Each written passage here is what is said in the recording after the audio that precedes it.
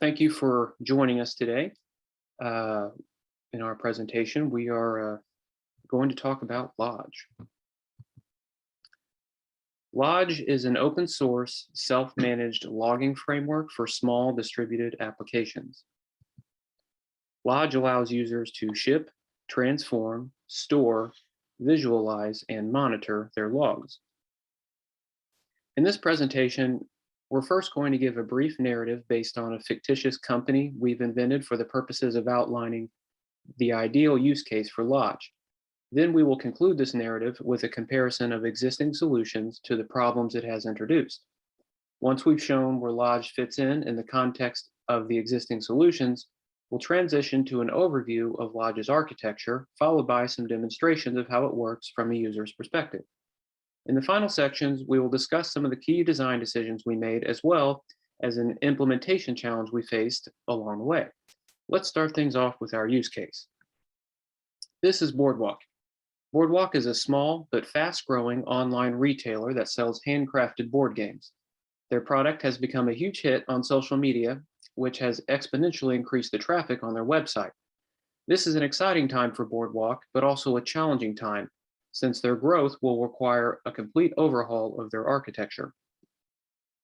Their monolithic code base has worked great up until now, but their increasing number of users are demanding an increasing number of new features. So their development pace needs to keep up, and their architecture needs to facilitate this new pace. This is why they've decided to break up the monolith and migrate to a microservice architecture. In a monolith architecture, the business logic of the application is run entirely on one machine.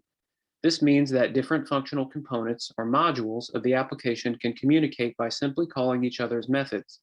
For example, if a user wants to check out their cart, they will trigger a request from the web server to the checkout endpoint of the app server, which will then call the check inventory method of the inventory module, which sends a SQL query to the database, and so on.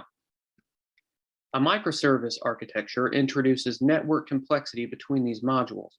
Now they must communicate by making API calls over an inherently unreliable network. The user checkout event now begins with a request to the checkout service, which fetches the user's cart contents from its database, then initiates a request to the inventory service for it to verify that the product is available in its database, and so on. This complexity is not just added for fun, though. There are significant benefits gained from using this architecture. Remember, Boardwalk is aiming to increase development turnover on new features. So if they want to update their checkout service, they can do so independently of the rest of the services. And of course, Boardwalk is growing fast. So now they can accommodate this growth by horizontally scaling these services as needed. So now the Boardwalk team is set up to focus all their time and engineering effort on new features, right? Well, maybe not. There's a problem. Users are reporting issues with the checkout system. What does the team do? In their previous architecture, all they needed to do was SSH into their application server and maybe their database server to examine the logs. Now they have to SSH into multiple instances, examine their logs, and try to piece together the entire application state from a series of isolated records. Is the checkout service running? Is the payment service running? Are they both running, but the network is failing? Fortunately, the number of nodes is still low enough that it's possible, but as it increases, they can see that this process will soon become untenable. So the team begins researching a solution.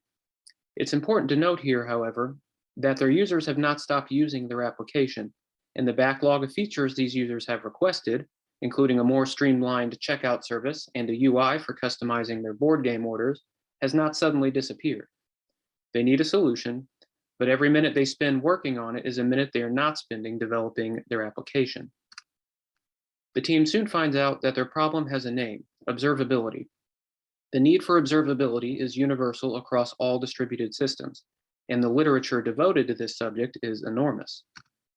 The type of observability solution that fits Boardwalk's use case is going to need to involve some sort of log aggregation. That is, they need to collect the logs from all the individual servers in their system and send them to one centralized location. This usually involves a collection agent that taps into the log files of whatever machine it's installed on, detects changes, and sends those changes over the network to another location. However, They also discovered that since these log files contain raw text without much structure, just piling them all in a database as is not helpful. The logs need to be searchable. A mature observability solution needs to store the data in a way that is queryable and visualizable. In SQL database terms, this process would entail dividing up the relevant characteristics of the logs, such as the timestamp, the source, and the message, and organizing the tables and columns of the database using these characteristics. That way, instead of visually scanning through thousands of lines of text, they can leverage all the power of SQL queries to find and analyze the logs they're looking for. In addition to being searchable, the data returned from these queries can now be fed into a visualization tool to create interactive dashboards. This is the path for getting from raw text stored in multiple locations to an interactive dashboard summarizing all of the data in one location. There is a bit more left to learn about logs, though, before the team can decide on a solution. One important factor they need to consider is the time series nature of log data. This means the time the log occurred is a primary component in organizing it. If the team needs to diagnose a failure that occurs at 4:30 p.m., they need to see the logs generated in the narrow window of time leading up to and immediately after that time. Furthermore, time series data has a shelf life. As it ages, it tends to become less and less relevant, so its storage requirements evolve over time. The most recent logs need to be both written to and read from disk fast for real-time analysis, whereas Tuesday's logs, for instance, will not need to be written to on Wednesday, and the likelihood that the team will need urgent access to logs from a year ago is next to none. The other important factor to consider is that logs are bursty. While things are running well, logs tend to be generated in a fairly steady stream. However, when something goes wrong, systems can generate as much as 5 times the normal amount. If a logging solution is not prepared to handle those bursts, it can fail when it is needed most. In summary, the team needs a solution that collects the logs from all nodes in their architecture, normalizes the logs, stores them in a central location, queries and visualizes them, manages the storage of the logs based on relevance, and handles bursts. The team determines that their options are to buy, operate, or build a solution. They quickly throw out building, as they barely have time to research, let alone build a solution. What remains is buying versus operating. Buying is the fastest and simplest option, but also the costliest. There are great log management services in the marketplace, such as LogZ, LogDNA, and Scalar. However, their convenience comes with a steep cost, and the potentially sensitive data being sent to them is no longer owned by their users. Boardwalk's cloud provider, AWS, like most cloud providers, does offer a ready-to-deploy logging pipeline consisting of managed services for ingesting, storing, and visualizing logs. This solution allows users to have the convenience of a managed solution while maintaining data ownership, but each component in the pipeline charges per log that passes through it, which, as log traffic increases, can potentially be even more expensive than the third-party managed solutions. Operating entails installing an open source solution on their own infrastructure and maintaining it themselves. There are multiple open source solutions available, but the one that is by far the most widely used is the Elasticstack, formerly known as the ELK stack, which stands for Elasticsearch, Logstash, and Kibana. Logstash is used to transform and index the data into Elasticsearch, which is a document database whose shards contain instances of the full-text search engine called Apache Lucene. This design is in contrast to the SQL database paradigm we outlined before when discussing log aggregation in general. There are no tables for data to be normalized into. Instead, there are indexes, which Elastic recommends organizing by timestamp, not log source. That means that logs from all sources generated in a specific window of time will be written to the same index. Then, once the specified time has elapsed, a new index will be created, and no more logs will be written to the old one. No transformation is actually required to index the logs, since Elasticsearch stores text, but it does help the readability of the logs to do some formatting before they are stored. This data stored in Elasticsearch is then queried and visualized by Kibana, which uses Elasticsearch's REST API rather than SQL. SQL-like query syntax is an available feature of Kibana, but the REST API is actually what's being used under the hood. Logstash, in addition to parsing and indexing data, used to serve as a collection and shipping agent, but the Elastic team has since replaced it with their lighter weight tool Beats. The inclusion of Beats in the Elk stack is why Elastic now refers to it as the Elastic Stack, which is the term we will use going forward. The Boardwalk team was able to easily install and use a small development mode stack for testing, but in researching the next steps required for production configuration, they found themselves in a deep and time-consuming territory of indexes, shards, JVM heap and garbage collection, multi-availability zone clusters, grok patterns, and message queues. This configuration difficulty leaves the team with a dilemma. They don't have the budget to pay for the convenience of a managed solution, but they don't have the time to figure out how to set up a robust self-managed solution either. In addition, they're not comfortable with giving up ownership of data for the convenience. If they could just get a viable Elastic Stack deployed with a UI that makes the management sensible, they would be prepared to make the trade-off of the added time needed to manage the cluster for the ownership of data and the financial expense saved by not using a managed solution. This is where Lodge fits in. Lodge provides an opinionated pre-configuration for the Elastic Stack that allows users to leverage Elastic's benefits while eliminating the engineering overhead of setting up the stack. Lodge does not eliminate the maintenance burden, but does provide a UI for facilitating that maintenance. Users still get to own their data. This trade-off is that Lodge only provides pre-configuration for a small subset of log types, so users needing to ship other log types will not get as streamlined of an experience. And finally, Lodge does use one managed service for log backup and archiving, but this actually both simplifies and even decreases storage costs for reasons we'll get into later. So hopefully, this hypothetical use case and existing solutions comparison has given you an understanding of why Lodge was built. Next, we'd like to give a high-level overview of Lodge's architecture, as well as some demos showing how it works. Thank you, Sam. Now let's see how Lodge works. This is what Lodge looks like from a user's perspective on a high level. The user has deployed Lodge on the network. So now all the applications in that network can ship logs to the stack using Filebeat, a subset of beats specifically for collecting and forwarding log data. The user can then view these logs from the Lodge dashboard that is deployed with the stack. Next, let's zoom in on Lodge and take a closer look at its individual architectural components. Lodge's infrastructure is comprised of a series of technologies that work together to ship, transform, store, visualize, and monitor your log data. You'll recognize some of these from our previous discussion of the Elastic Stack. Lodge uses these components as well as some additional supporting ones, all of which we'll go over before we demonstrate how Lodge works. First, we have Filebeat. This component is not actually part of the Lodge deployment, but it is the shipper that Lodge automatically generates configuration files for, which the user then imports onto their servers. Filebeat is a lightweight shipper for forwarding and centralizing log data. Before Filebeat, Logstash was used both as a data collector as well as a data transformer. But there was one issue. Logstash requires JVM to run, and this dependency coupled with the implementation in Ruby became the root cause of significant memory consumption. The introduction of beats opened new doors, as Filebeats are now used as lightweight agents installed on different servers in your infrastructure for shipping logs. Filebeat can actively monitor the log files or location specified, collect log events, and forward them to a specific location, in this case to a data buffer, Kafka. Kafka is the first supporting component we have introduced. Logs and log volumes are unpredictable in nature. Following a production incident, and precisely when you need them the most, logs can suddenly surge and overwhelm your logging infrastructure. In order to protect Logstash and Elasticsearch against such data bursts, Lodge incorporated a buffering mechanism to act as message brokers to flatten the curve when there's bursty log traffic.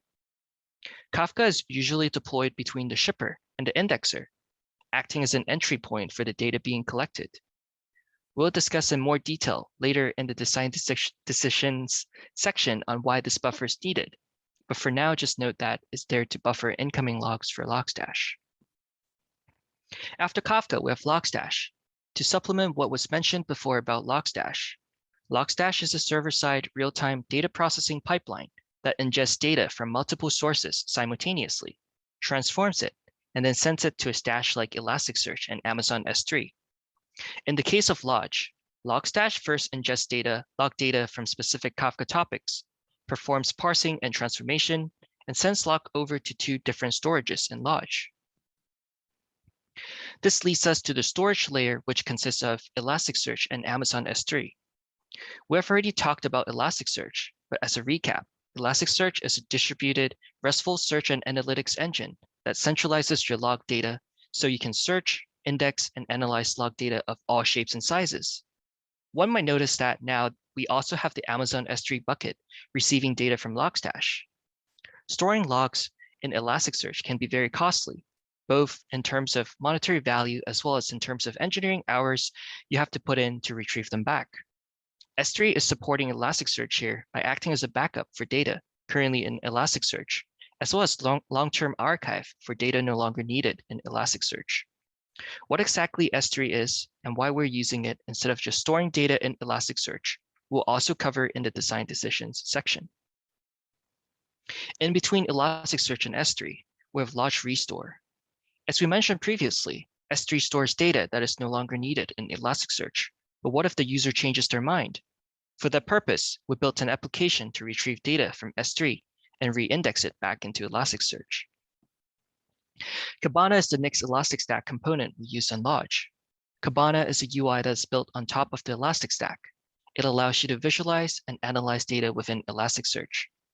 The interface is accessible through a browser and a Lodge dashboard with a built-in web server. The Kibana server communicates with the Elasticsearch cluster to retrieve its data. Kibana also stores all of its data within Elasticsearch indices. This is convenient because we don't have to manage a database for these data and handle things like backup.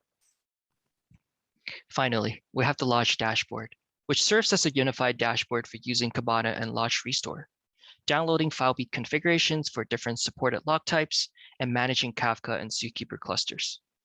This is the high-level overview of what the Lodge dashboard looks like. Now let's take a look at how Lodge works. Here's the demo walkthrough of how you can install and initialize Lodge. First, the user installs Lodge CLI. Once the installation is done, the user can run Lodge init to initialize Lodge and prepare it to be deployed on AWS. Here are some instructions for installing and deploying Lodge. I'll briefly go over the process and demo the installation and deployment process afterwards. The first step the user takes is installing the Lodge CLI. Then they can run Lodge init to initialize the application and prepare it to be deployed. Once the initialization is finished, they can run Lodge deploy, which after a few questions will deploy the entire Lodge infrastructure. Next is the demo walkthrough of how you can deploy Lodge. Once the initialization is done, the user can run Lodge deploy, which after a few questions, it'll deploy the entire Lodge infrastructure based on a series of CloudFormation templates that are generated from the Lodge Cloud Development Kit code onto either a new Amazon Web Services virtual private cloud or an existing virtual private cloud of their choice. As a reminder, this is a large deployment with a lot of components. It might take some time to finish deploying. This is how Lodge's infrastructure looks like on AWS after the Lodge deployment is finished. First, we have the Bastion host. It is a special purpose server instance that is designed to be the primary access point from the internet and acts as a proxy to the other EC2 instances. Then we have the Elasticsearch cluster with the master nodes, data nodes, and the Vault-only node. Next up are the Zookeeper and Kafka cluster instances. Then we have the Kibana instance, the Logstash instance in an auto-scaling group, and lastly, the WebTools instance.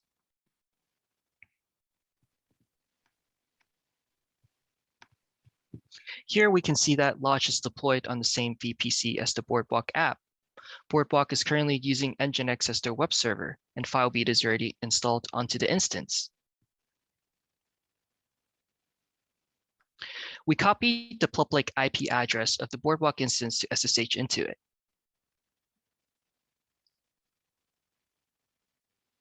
We then go to the path location /etc/filebeat to locate the filebeat.yaml configuration file. Simply remove the configuration file and create a brand new one based on the configuration generated from the Lodge dashboard, specifically from the shippers section. Follow the instructions and pick the module you would like to be incorporated into your Filebeat config and download the module configuration file. Here is an example of the configuration that is dynamically generated by Launch based on what module option you have selected. Copy the content over to the new filebeat.yaml configuration file to start shipping logs. To ensure that the module is working as expected, Filebeat has to be restarted. You should also verify the status of Filebeat after restarting as well. We can see that Filebeat is active again after restarting. To test that, you can start using the Launch logging pipeline. Simply send a curl request to the Nginx server to generate an Nginx access log.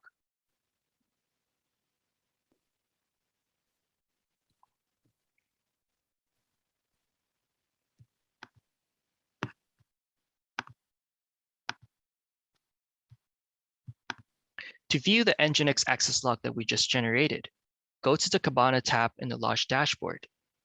Click on Analytics within the embedded Kibana UI, and then Discover. In order to view the logs, you first have to create an index pattern.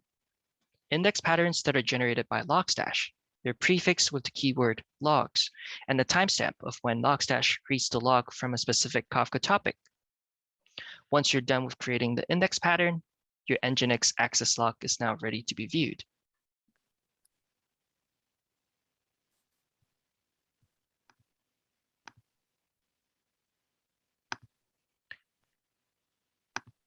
Launch Restore is a service that allows you to retrieve archival log data from Amazon S3 given a specific date range and to re-index the log data back into Elasticsearch to be visualized in Kibana. First, the user defines the start and end date to retrieve the archived logs from S3. A list of all the log files that are inserted into S3 during that time frame will be fetched and lists under log files. Once we see the success message, it indicates that the logs are re-indexed into Elasticsearch and are ready to be visualized in Kibana.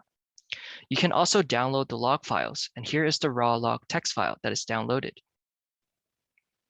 Going back to the Kibana tab, we'll have to repeat the steps mentioned before for viewing the logs in Kibana and create a new index based on the predefined index pattern for the restored logs. To distinguish between the restored logs and the logs that are shipped into Elasticsearch in real time, this restored logs index is prefixed with the keyword restored, and the timestamp is when the log was inserted into S3. Once the index pattern for the restored logs are created in Kibana, we can then head back to the Discover dashboard to check out the restored logs by choosing the specific filter, restored.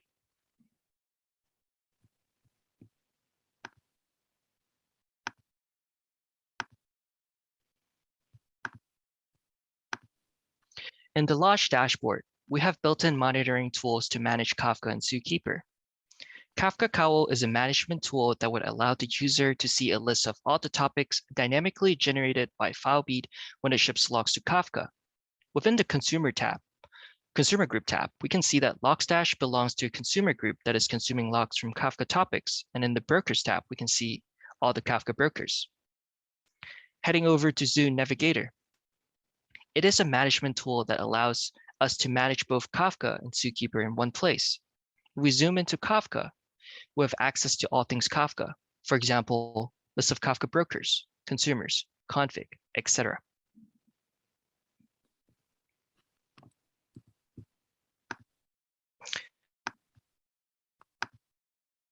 That concludes our demo of Launch. Here's a review of all the Launch components. Filebeat for shipping logs to Launch, Kafka for buffering the logs, Logstash for parsing, transforming, and indexing the logs, Elasticsearch and S3 for storing the logs, and the Launch dashboard for managing Kafka, re-indexing archive logs back into Elasticsearch from S3, and using Kibana, which is there to query and visualize the logs in Elasticsearch. So what's left? For the remainder of the presentation, we're first going to look at the supporting components we added to the Elastic Stack to build Launch, then discuss an implementation challenge we faced along the way. Now I'm going to pass it over to Rana and Regina to talk about these remaining topics. Thank you, Justin. The engineering decisions we are going to cover are the decision to add Kafka and S3 to the Elastic Stack. Let's start with Kafka and why we need it. We have already mentioned that logs are bursty in nature.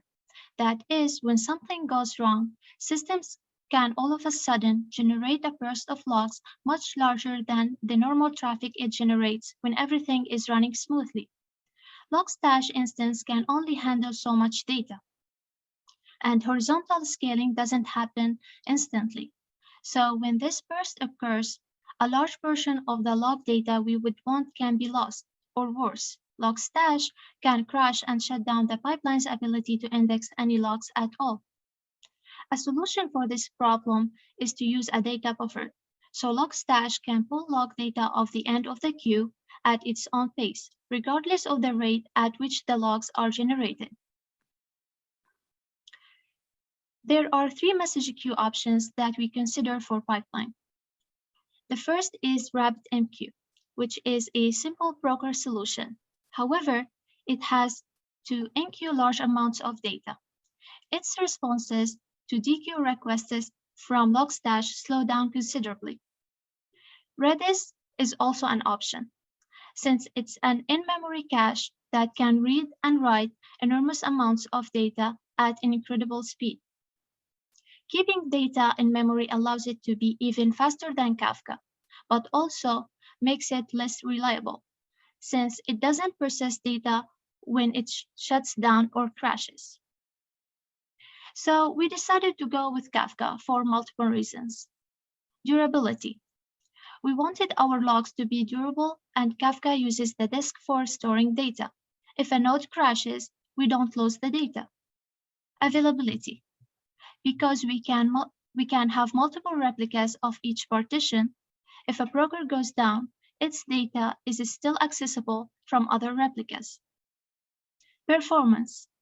Kafka is able to process a very high volume of messages very quickly, which makes it able to handle a burst in logs when they occur.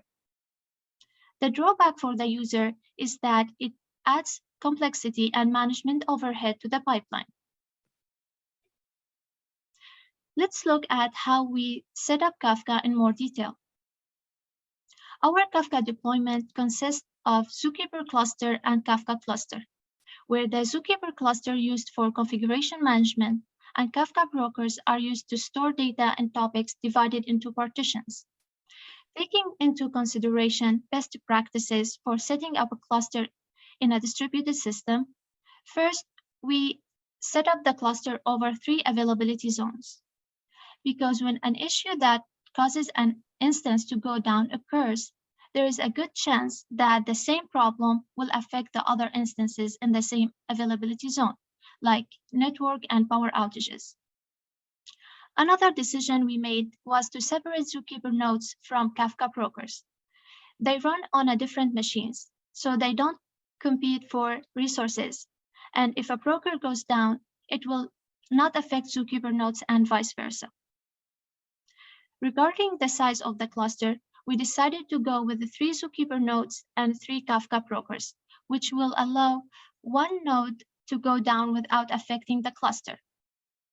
For example, in Kafka cluster, there would be enough brokers left to choose a new leader for the partition that can continue writing logs to disk. Also, using multiple brokers increases the performance of Kafka, because the data for a topic is spread between partitions in different brokers, which means less disk space is used per broker, and producers and consumers' requests are spread out between different machines.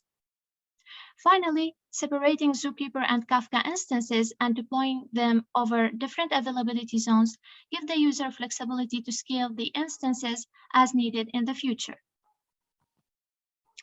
So now, with Kafka in place, Logstash is able to pull the logs of the queue at its own pace, regardless of the bursts in log traffic.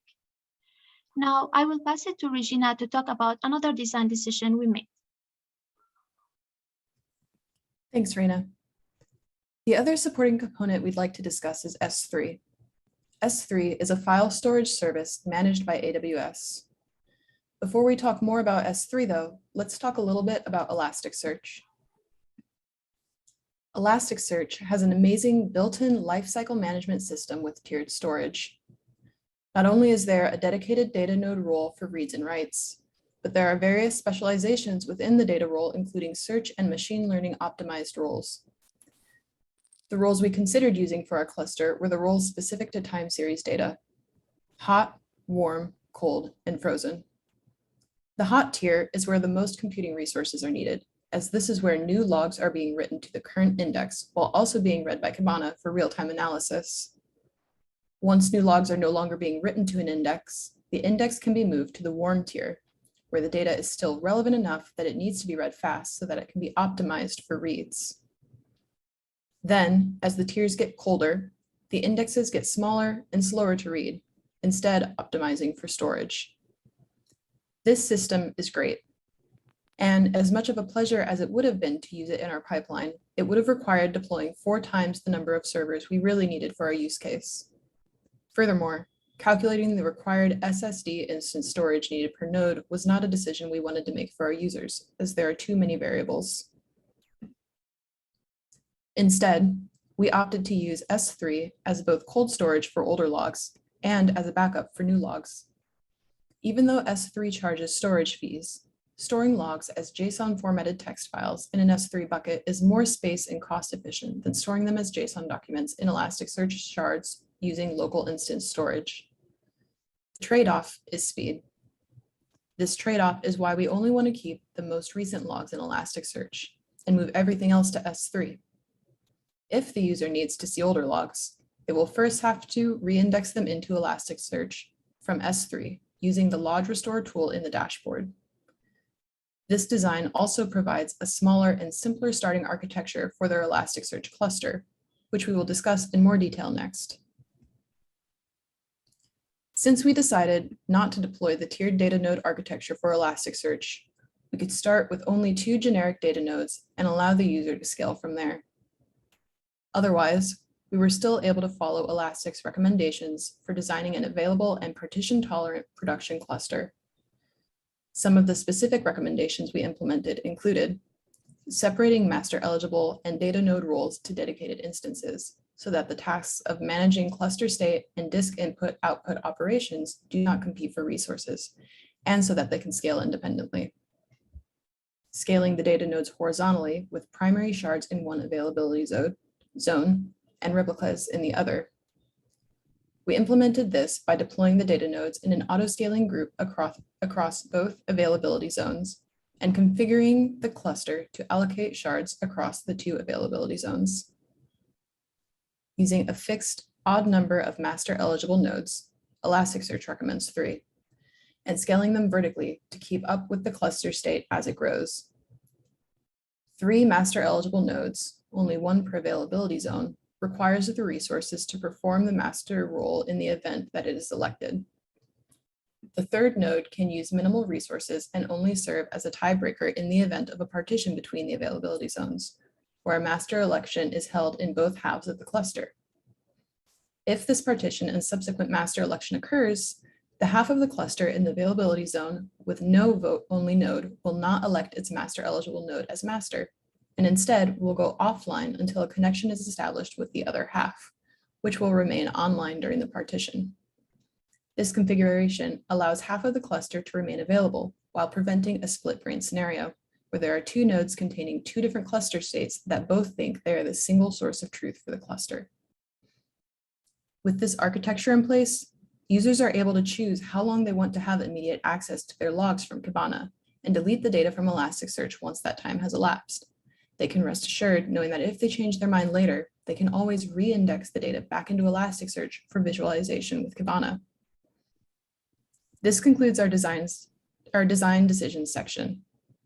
In the next section, we will discuss an implementation challenge we faced in building Launch. In this final section, we're going to discuss a challenge we faced in resolving circular dependencies while automating Launch deployment. For automating Launch deployment, we used AWS Cloud Development Kit, or CDK. CDK is their infrastructure as code library that provides an interface for generating CloudFormation templates. In a CDK application, values that are used within the application but are not actually known until after the infrastructure is deployed, values such as instance IDs or IP addresses, are assigned arbitrary tokens until their real values are resolved. However, if a component is dependent on the resolved token value of another component in the same stack, then it will throw an error. This occurred, for example, when our automated setup for Logstash depended on knowing the IPs of the Kafka brokers and the Elasticsearch master eligible nodes. Another example is Launch Dashboard, which needed the IPs of other components in the infrastructure to configure the management utilities. The solution to a unidirectional dependency such as this is simple. We separated the deployment into several stages, mapped based on the dependencies they have on each other. So no stack would need to use an unresolved token value from the same stage. But as you can see from the diagram, the Zookeeper stage still has a circular dependency problem.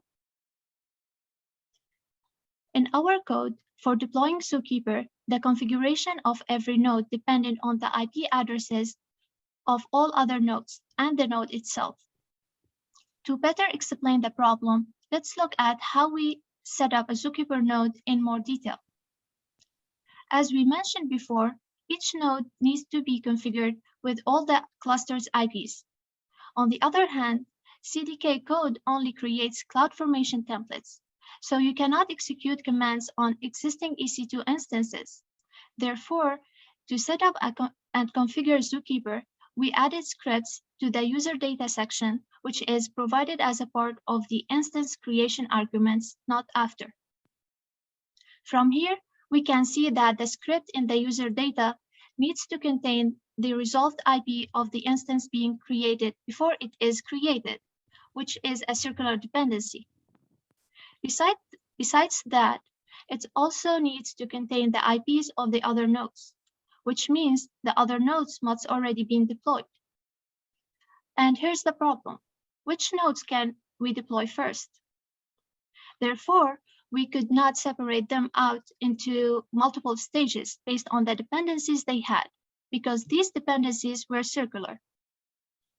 We determined that the problem was where both depending on AWS to assign IPs to Zookeeper instances and trying to use these IPs in Zookeeper configuration. So there were two possible solutions. Either remove the need for AWS to assign IPs or perform the Zookeeper configuration using some automation tools like Ansible after CDK had finished creating those instances. You may wonder why this wasn't a problem for Elasticsearch cluster. It's because for Elasticsearch, we didn't need to use the IPs while building the cluster in the CDK code, since we were able to use an auto-discover plugin that allows the cluster's nodes to automatically configure themselves after everything has been deployed. To solve the Zookeeper issue, we decided to tackle the problem by eliminating the need for AWS to assign IPs to the instances. We needed to determine the IPs ourselves before deployment. This meant that we first needed to dynamically generate those IPs based on the CIDR block of the subnets that the clusters would be deployed in. Where these CIDR blocks came from would depend on how Launch is deployed, which can be a new VPC created during deployment or an existing VPC and subnets specified by the user. For a new VPC, we create new subnets within the CIDR block provided by the user and calculate the first available IPs from there. This task was simpler than with an existing VPC, as we could assume that the subnet was empty, other than the few IPs reserved by AWS. For an existing VPC, where the user selects the subnets, we had to iterate through the range of IPs in a given CIDR block and verify that each potential IP was not already assigned, as we could not assume that an existing subnet was empty. We accomplish this by using this AWS CLI to programmatically check if any network interfaces were attached to that IP. Once we found the available IPs we needed, we assigned them to the nodes in the cluster and would have the needed values to use in the configurations. To conclude, Lodge is an open source, self-managed logging framework that allows users to ship, transform, store, visualize, and monitor their logs. It's built for reliability and scalability, requires minimal configuration, and is a comprehensive observability solution for small teams operating a distributed system. Before we move on to the Q&A section at the end, we'd like to leave you with this complete architecture diagram of Lodge that we're hoping you're able to digest after going through this presentation. There's still more work we have left to do on Lodge to make it suitable for more use cases and relieve more of the user's management burden. We'd like to start by adding more support for more log types. Then we'd like to add monitoring and alerts for Lodge and implement intelligent autoscaling for Elasticsearch. Finally, we'd like to make Lodge deployable on any cloud environment. Thanks for spending your time with us today to learn about Lodge. We're a remote team collaborating across the US and Canada, and we're here to take any questions you might have about our project. So our first question is from Lena, and she also says the visuals were very impressive and the scope of our project was impressive, so good job, team. The question is, what did your day-to-day look like in order to build such a polished framework? Which I think any of us can probably answer, but since I'm already talking, it was day and night. It was pretty much Lodge, I think, for the most part. There was a lot to learn in attempting this, and yeah, it was a lot, but I think we were able to come away feeling pretty proud of what we accomplished. Does anyone else want to speak to this? Yeah, I can chime in as well. I felt that our team did a pretty good job in meeting regularly and kind of catching up with each other in regards to where we're at when it comes to onboarding new technologies. And I think overall, as a team, we work pretty good. And yeah, I think so. I think that's about it for me.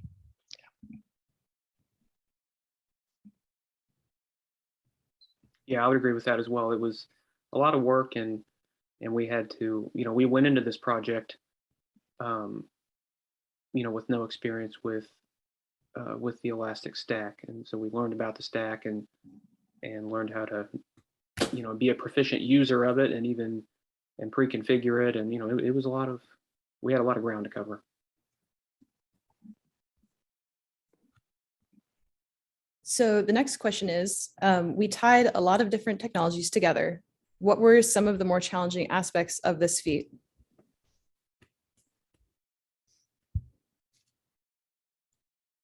Rana, do you want to field this one? You did a lot in terms of Kafka and some of the other solutions. Yeah, sure.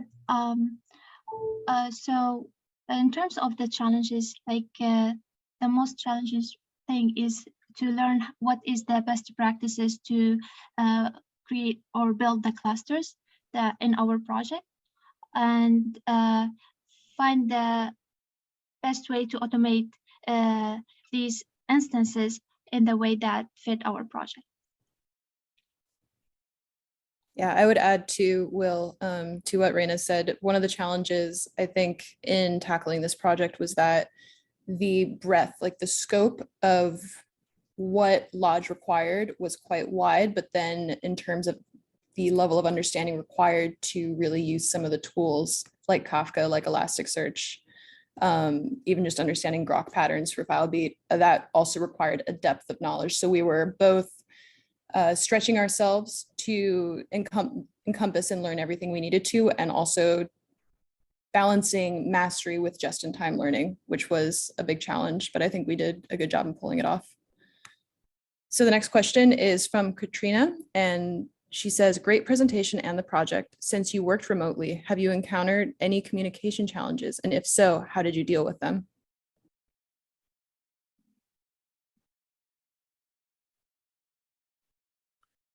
I would say at least communication wise, I would answer it in this way, like a takeaway that I got after having this experience was the importance of just, you know, when you meet, just being very organized about decisions that you make. You write them down and just have everyone talk, particularly writing down summaries of meetings and just being more organized about that. This experience has made me, I think, just better at that. I would agree. I think too, another thing is learning to balance. I think we're all very passionate in our work and learning as much as we can. And I know for myself, something I struggled with was learning to balance contributions, but also wanting to contribute and putting effort into things when also being able to pull back and take things in a different direction if needed. Sort of this dual requirement of being able to really put yourself into something and being able to walk away from it if that's what's best for the overall project. To add to that, I think being honest to both yourself and your teammates really help our team like move forward in a lot of sense. I feel like in the beginning of Capstone, we're kind of like not like strangers, not like complete strangers, but it was hard, a little bit hard for us to communicate in a team setting. But as time goes on, we kind of figured out what each other's way of communication is, and then it just went a lot more smoother as it goes. So I guess the biggest takeaway for me is to be completely transparent and be more honest with your team, pretty much. That would be my takeaway for this question. So Will has another question, and it was testing the project difficult? It seems like you'd need a non-trivial app to generate meaningful logs. That is a good observation, Will. Maybe we can kind of trade off in responding to this. So at the end of the day, Elasticsearch does have a testing tool called Rally, which is a feature we would love to be able to integrate Lodge with if we had more time and would continue to work on this project. Our baselines for testing Lodge mostly came about through understanding the constraints of Kafka, using it as the message bus, and understanding the constraints of Elasticsearch and Lodge and the different components. And while we were able to do some baseline testing, we weren't really able to simulate the types of sort of log ingest you would encounter in a production environment. Yeah, that's what I would say, that we weren't able to actually simulate production traffic, but what we set up though, like in the Kafka cluster, was there, at least for this one, there's 30 gigabytes of storage per broker. And it has, with a retention time of 7 days. And so that's really your limit, is that 90 gigabytes over 7 days basically is the max that it can, in its current state, can hold. And at one time it can fill up, and Kafka can take, is extremely fast. And so all of that could get used at once. And that's really your limit, is the physical limit of what we put in Kafka.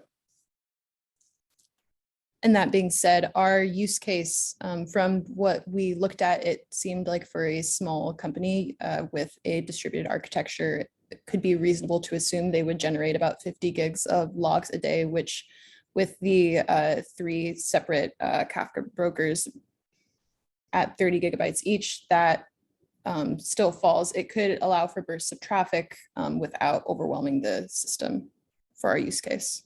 Yeah. Also, I will add to that, with the default Lodge deployment, we have the Logstash into auto-scaling group, so it will grow and shrink depending on how much work is doing, pulling logs from the queue. So the cluster can handle around 90 gigs of logs within a 7 days period.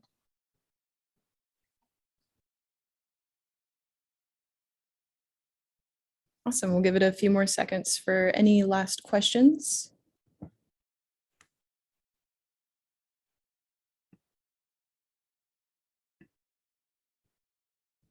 And thank you for your kind comments, you guys. We appreciate that you appreciate our project.